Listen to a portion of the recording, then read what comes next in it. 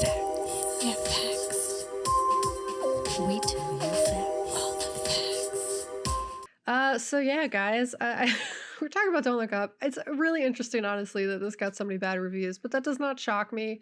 And that like it wasn't a horrible film. It wasn't bad. Like literally, it was a good film. But the biggest thing, it seemed that the reviews stemmed from a fact that the film was calling out something that's very true, not, as Gabe said, the space rock necessarily, but climate change. And honestly, the biggest thing is that capitalism doesn't want the planet to be saved, that America and everything it stands for doesn't want the planet to be saved, and that the powers that be would rather listen to the loudest and richest person in the room before they sign off on something that would take money away from those people. And 100%. all of that is really upsetting and pretty accurate in terms of like what's happening in the world.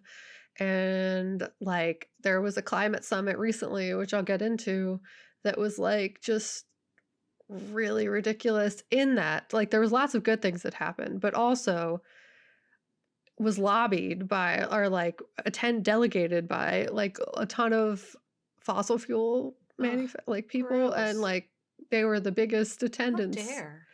Yeah. It's a whole bad How time. dare you attend and not learn? Because they don't want people, they want to keep influencing Suppress it to it. go the way that it is so that they don't lose money. Okay.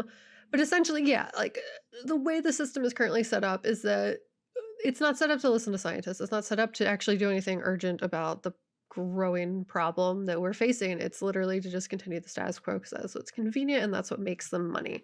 So, honestly, I'll say, like, in some ways, this film wasn't radical enough for me because it didn't offer, like, a solution outside the status quo. Like, we all just kind of die, and that's sad. I mean, that's real. That's probably what would happen. But I feel like the timeline that we have now is a little longer, so maybe some things that need to be taken care of can get taken care of in this time if we join together, friends. Look up. Look up at the sky. Look, but essentially, yeah. There were some protests, but I feel like there was an underestimating of the current activism community that does exist, and that that they probably would be playing more of a role and are currently. And that wasn't necessarily represented in the film. I think like the government itself was very accurately represented. There were things that are nauseatingly frustrating about how that was portrayed, and that it was so accurate it made you want to scream. But yeah, in order for this kind of national reckoning to happen, I think there's a sort of understanding that needs to take place to not let this giant rock hit us in the form of climate change. So we essentially need to dismantle the systems that led us to this position in the first place, and that won't be easy. It'll probably be a really, really bad time for a lot of people. That making the planet a better place will mean that we need to change our entire understanding of what it is to live on this planet, deprogram a lot of problematic behaviors, and essentially like mass educate a lot of the population on how to like take care of themselves in a way that's not subservient to a capitalistic system. And that there's like so much deprogramming specifically around the necessity of money and capitalism in itself that needs to take place, that we rationalize needing to do this without a monetary reward, because money doesn't exist when the planet is gone, guys. And you can't get rich if there's no planet to be rich on. They say it like so many times where they're just like, okay, so there's it's gonna bring jobs or whatever. It's like, for who? For who? We're all what do you mean? Space there are debris? no jobs. Space jobs? Yes, for the rich people to get eaten by dinosaurs. Like whatever the. I'm in the middle of the expanse, so one day we'll do space politics. It'll be good. Yeah. But honestly, the most realistic part of this film for me was the fact that the technology to destroy the giant space rock existed. And it does, fun fact. If we get a giant space rock, we have the technology to destroy it, just like in the film. But if that rock did came for Earth, while we have the technology to destroy it, I very much think we would probably go the route that this film portrays, in that the space rock can provide jobs for the people that no longer alive because the space rock destroys us. But like that there would be a campaign made, basically making like the population sign off on not destroying the giant space rock because an idiot rich man yelled real loud and decided that the murder rock would provide jobs to these imaginary people that won't exist anymore when the space rock hits us.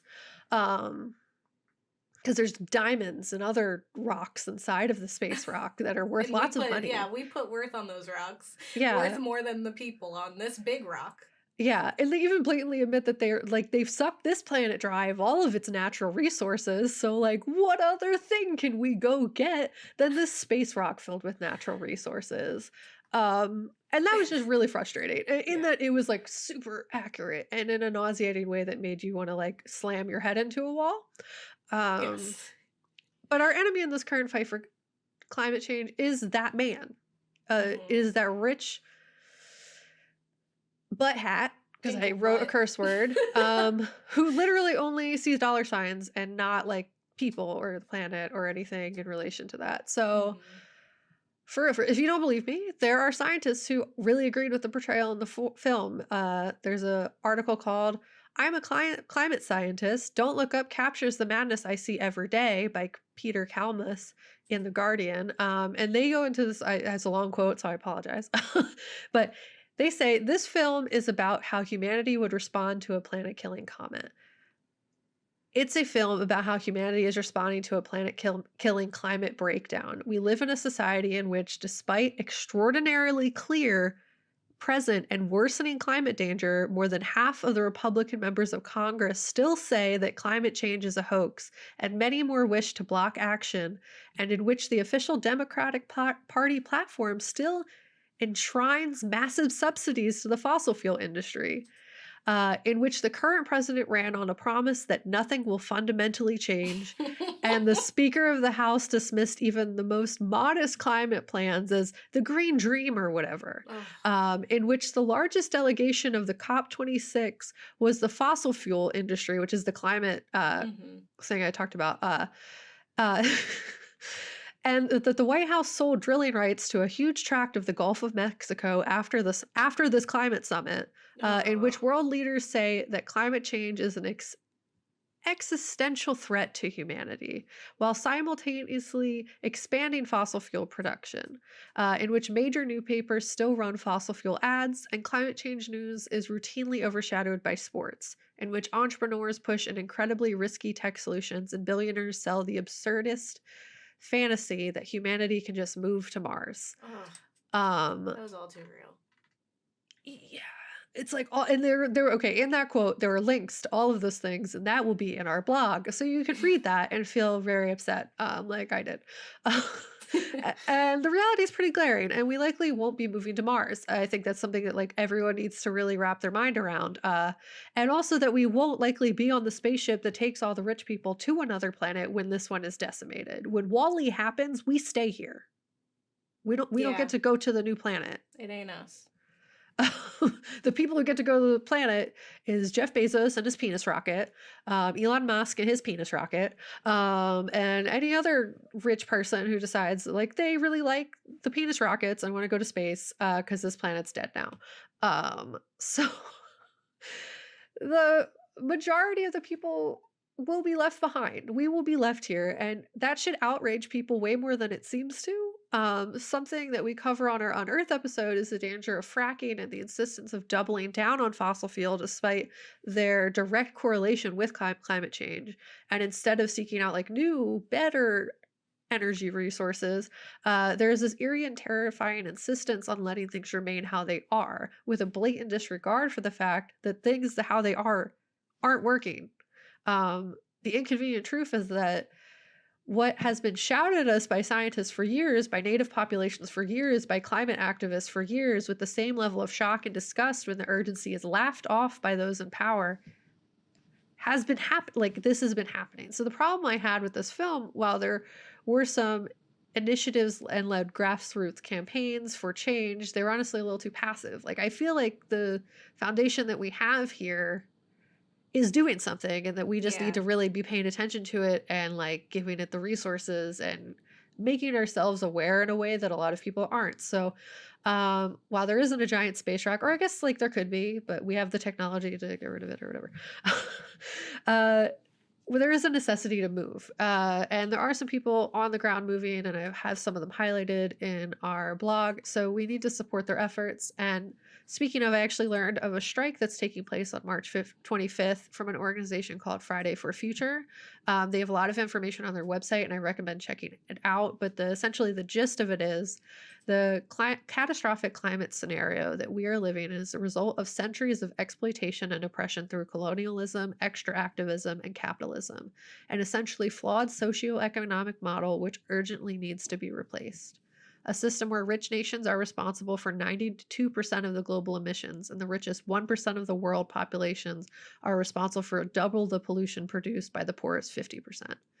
Guided by historical struggles and lived experiences, led by the most affected people and areas, we are demanding climate reparations. MAPA includes all territories in the global south, Africa, Latin America, Pacific Islands, etc., as well as marginalized communities, BIPOC, women, LGBTQIA+ people, etc., and that might live anywhere in the world. So I recommend taking a trip to their website, as there's lots of resources and next steps available specifically surrounding the strike, and also like the activism work that they're doing. And that's soon. That's like next month. Yeah. So Next month, yeah. just so you know, it's actually one of my friend's birthday, so I'll extra remember. Travis. Shout out. Yeah. Another group that you can support that is on the ground doing the work is Honor the Earth, a native-led organization fighting pipelines. They have a website called Stop Line 3, and they provide an overview of their work. The existing Line 3 is an Enbridge pipeline that ships crude oil from Alberta to Superior, Wisconsin. It spans northern Minnesota, crossing the Leech Lake and Fond du Lac reservations and the 1855, 1854, and 1842 treaty areas. It is a ticking time bomb. It was built with defective steel in 1961 and has numerous ruptures and spills, and is running at half pressure because of severe corrosion. Instead of cleaning up this liability, Enbridge wants to simply abandon it and the ground forever and cut a brand new energy corridor through the best lakes, wetlands, and rice bed fields at the heart of the Ojibwe Treaty Territory. And they first proposed this new route for the Sandpiper Pipeline in 2013, but years of fierce resistance in Minnesota drove them to cancel that project and buy a share in Dakota Access Pipeline instead. These organizations are on the ground fighting for change, and they are just two of the many out there. I highly recommend doing your own research as well as checking out our ways to help. Just to make sure that you're not a passive bystander in the destruction of our planet. There are so many things that can be done in this ongoing fight, and there are calls to action and resources out there as well as in our ways to help, and we strongly recommend checking them out. Having a radical Twitter is stressful. Yes, there's lots of people you can follow on Twitter. Fun fact. That's also in the ways to help. And while that is very stressful, it's also super validating that your perception of the state of the world is not just some dystopian future being imagined in a film. It's something that is real and actually happening. And if you want to be really devastated by understanding the urgency we're facing, I recommend checking out climateclock.world. In its own right is a countdown, much like we see in Don't Look Up. Specifically, instead of 6 months, we have 7 years to get our acts together. According to the Climate Clock, this website lists actionable items, next steps to take to prevent this climate disaster from getting worse. And honestly, as horrifying as that number is, it does kind of put everything in perspective and feels like better than 6 months. So it's like a little bit more time. We got a little bit more time to figure this out. So that's not a lot of time. Oh yeah, by no means. By no means is it a lot of time. Should we all be crying ourselves to sleep because everything's going to explode? Yes. But also that doesn't help. 100% kind of. Yeah. But what we really need to be doing is one, listening to the people who are doing the work, listening to on the Climate Clock website, there are 3 steps. One is divesting in fossil fuels and other non-helpful emission kind of energy producers, I think is what what it is, as well as listening to native populations who have been taking care of this planet, and like there's lots of detailed information on their website about that. Um, and there was a third one that I just can't remember right now. But essentially, like, there are lots of things we can be doing. It's not as devastating as giant space rock in terms of it's not happening right now. We don't have 6 months to live. We have 7 years to get it together before it's too late to get it together. Yeah. And they're essentially, I think what this film was trying to do is create and instill that sense of urgency. And in some ways it did. I think like for a lot of people, it might have woken them up. It might have kind of like, as this episode did, allowed us to learn a lot more stuff than we did yesterday. I think when we started the series, like we had an idea, but maybe not to the extent and devastation level that it's at currently. Yeah, I think it was more like we wanted to kind of explore how terrifying nature is. Yeah. And that like what we know that the world is like in detriment because of us. But we learn while we're trying to teach you all. Like we're also like actively educating ourselves, and it's one of the parts that I love about what we do, and hopefully you all are enjoying it too. But I really appreciate, Kat, like that outlook that there are people on the ground already doing work, because that definitely wasn't present. Like it just was like everyone sucks, and no one, like it would take it being right there in front of our faces for us to realize it, and it is completely ignoring people who are already out there and doing that.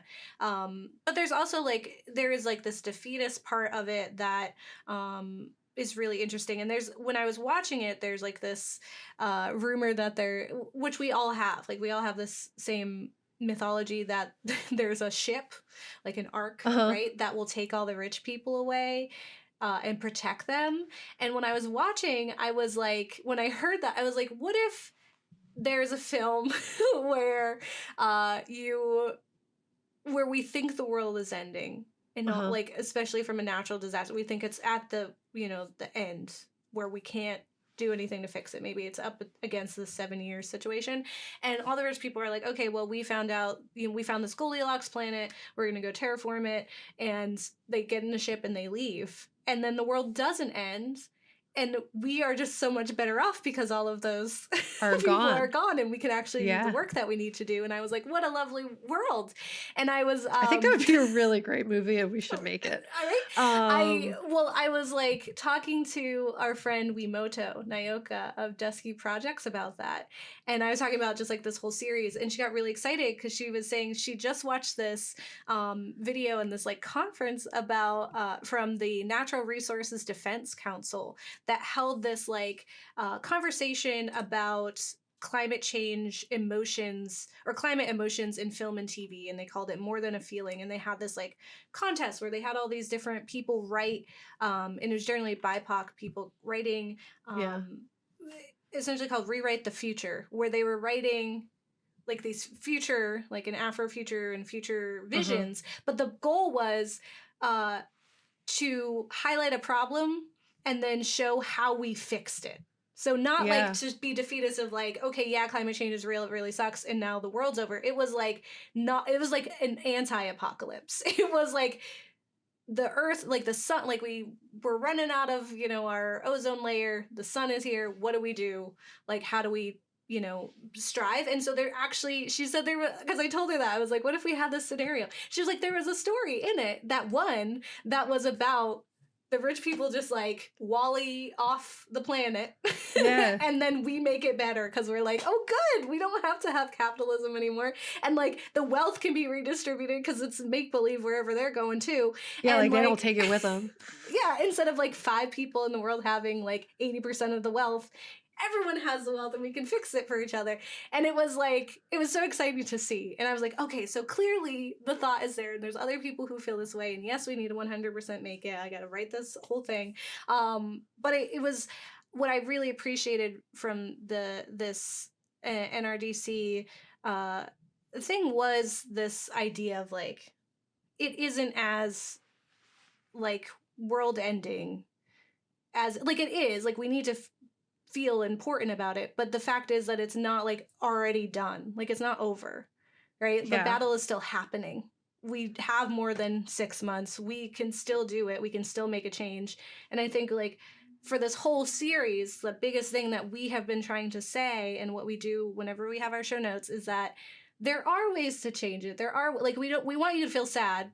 We want you to acknowledge that these are really horrible, horrifying things, but we also want you to acknowledge that you can play a role in fixing that, whatever the issue is. And in this case, it happens to be climate change or, overhunting or just any of the millions of things we covered in this eco horror section.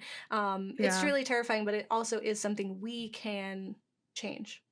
Yeah, and that we have to ultimately, like, it's a matter of accountability too, because that's something I think that like liberals get called out a lot on, the fact that like they recognize that things are horrible, but then are like, but that's just, it's horrible.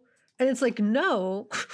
Yeah, no, acknowledging is like a part of the battle. Yeah, but like, okay, it's horrible, now do something.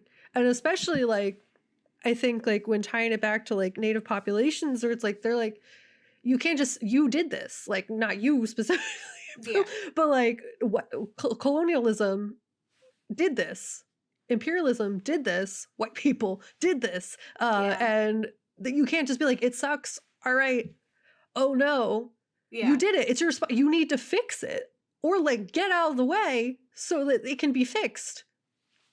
It's like, oh, you can't, it's one thing to be like, yes, the world's a horror, people are trash, it's devastating, it's super upsetting, yes, but there needs to be next steps. And I think that's the one thing that I think this film started a lot of conversations, but it hit in a similar way for me, in that like there needs to be next steps. You can't just, it's already hard to find the information. What would have been really great is if at the end of the film there was a list of websites that you could go to, organizations you could support, at like stuff like that. I think that would be, or like educational documentaries that you can watch suggested by Netflix after you finished watching Don't Look Up. And I think that's like what I hope our show acts as, in a sense. But we have 600 followers on Twitter. 666. Yeah, so I mean, we have an audience, but is it big enough? So it's like, yeah, I just kind of hope that we start to get the ball rolling, because there are people out there doing it, and they need to be supported, and we need to not be quiet about it, because being quiet about it is how the rock hits us. Yeah. And for like, Adam McKay to say like, this film is for you scientists, so you know that we're not all science deniers. And it's like, yeah, we're not. Right? We're not. There's a lot of us out here who are not. And this, I think education and information is a part of the campaign to help the earth. And there is like, the bare minimum is just acknowledging that it's in jeopardy. And we do have a great population around the world that is not doing that. It is actively working to give misinformation so that people cannot acknowledge the severity of the situation. So it definitely does work in that way. But I agree, like, not everyone can be us. Not everyone can, be putting in that work. And that's like why we exist, and why I always have problems with certain documentaries, is like, you just make us feel sad, and then it's like, okay, what? Like, okay, what do we do? For Columbine, I get it. Children are sad. And the friggin' NRA sucks, but now what? Yeah, like there needs to be an actionable next steps, otherwise nothing will change. And you can't, you have to expect some things from people, but you can't expect them to find the right resources with the way the internet works right now. The fact that there is a lot of misinformation out there is not wrong. And I think it is irresponsible to expect people to find the right resource, like to not provide any next steps for people. If you have that information, share it. Yeah. And if you are a climate change activist, or if you're working on any campaigns similar to the event that's happening for Fridays for Future, any of those if you're out there and you're doing the work, let us know. And we'll We'd love to, amplify your shout it voice. out, tell people what's going on, educate us. We'd love to learn more. So if there's information that you can send it to us, ghoulsnextdoor@gmail.com. You can visit us on our website as well, ghoulsnextdoor.com. And let us know like what we can be doing, because part of our work is that we're educating, but we can also be out there. We can try to make a future, because it is really scary. This whole series is like, do we ever want to spawn children and bring them into this world that's really like, it's not looking bright all the time. It doesn't look like there's gonna be much. It's 7 years. It's like, how many years does this kid get? At the end. Yeah, no, I mean, it's super real and devastating. But there are things we can be doing. We have 7 years. 7 years is better than 6 months. Put some optimism on it. And yeah, it's just irresponsible to not do anything about it, because otherwise you're bringing children into the world to literally just die. And that sounds pretty sad. So we're going to do stuff about it. That's what we have to do. We're going to put this climate clock on our website or something, scare people, but productively. Yeah. And yeah, I mean, also Stop Line 3 has a next steps thing where you can kind of say like what you're willing to do when you're like filling out a call to action. It's like, are you willing to be in the front lines? Are you willing to like go support these protests? Or are you willing to like call people, host an event, educate, stuff like that? So there's also like a lot of next steps that exist there. Yeah, we're just gonna keep doing it. I expected me to be way more tired today and not do as much of the talking, but here we are. We did a great job, and I learned so many things. That's why I love this show. Hopefully you all love it too.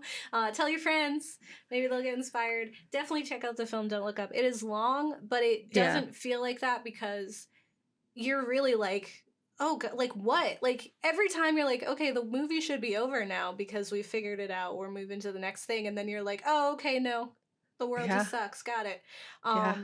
And it was like, I even like teared up a little in the end, because it just really felt like that really is how it is sometimes. Sometimes you're just looking and you're like, the best we can say is that we tried our best.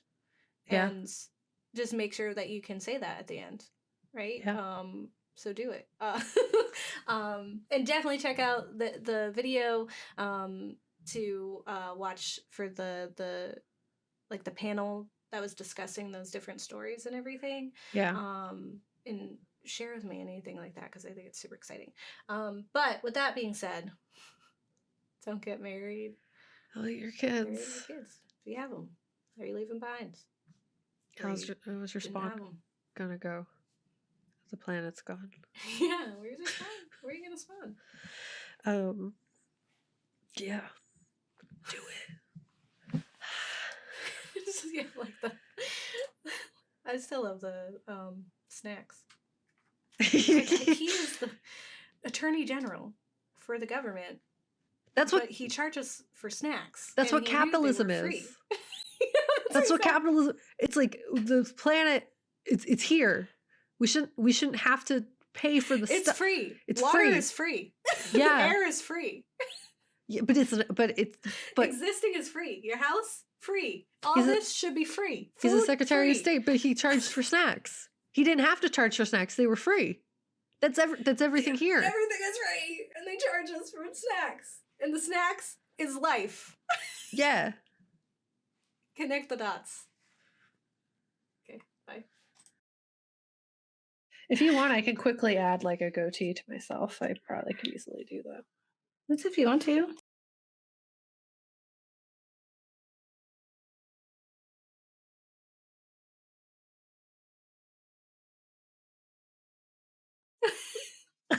There's Kat. She's a man again.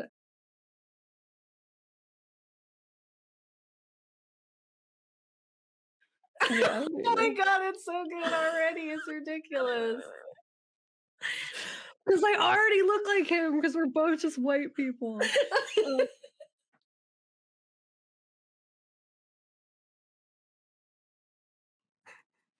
How do you think I did? Did I capture your essence? Did I get you? It's almost too uncanny. Are we related?